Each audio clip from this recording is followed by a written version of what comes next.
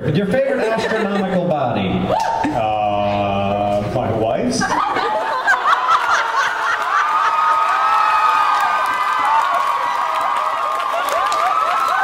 is not where I would have gone.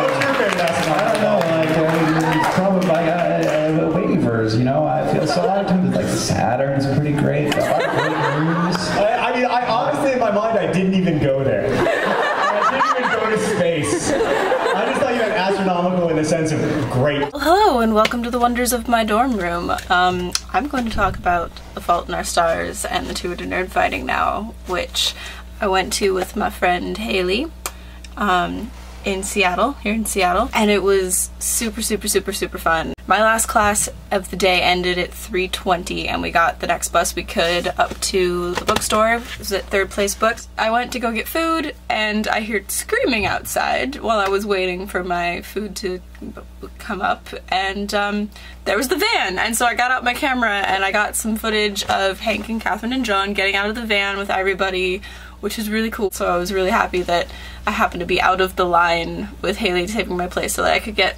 a shot of them. That was nice. We were waiting in line. We met these two girls ahead of us who go to Western Washington University. They're really nice people. I liked hanging out with them.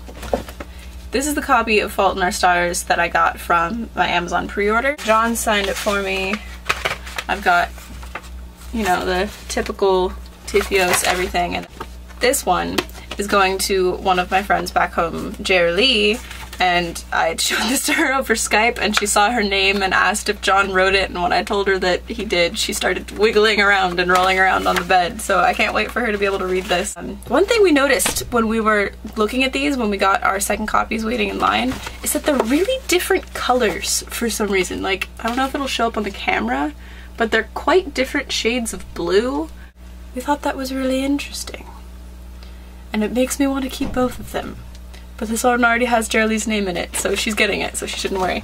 We ended up getting really good seats. We're in like the 6th row-ish. There was a group up towards the front that was singing the Anglerfish song. At one point, the two of them got up on stage and we had everybody standing up and singing it, except that no one really knew the words to most of the verses, so that was interesting. But it was fun anyway.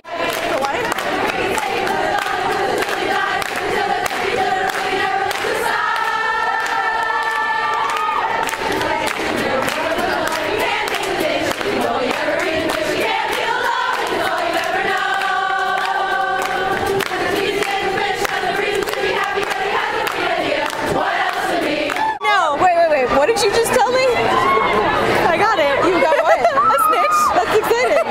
It's me. Also, Christina Horner was there, and that was cool, but there was like this line of people that like after the show started forming around her. It was kind of really strange that there was like this nice, neat, orderly procession to just like talk to this girl who's just a person. Hank and John are awesome people and they put on an awesome show.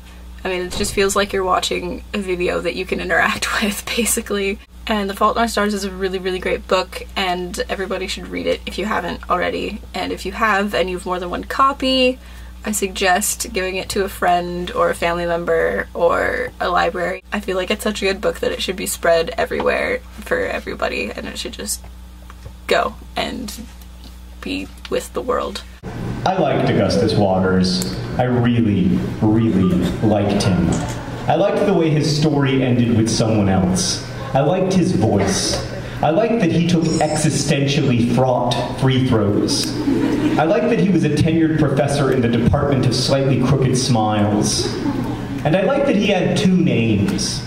I've always liked people with 2 names because you get to make up your mind what you call them.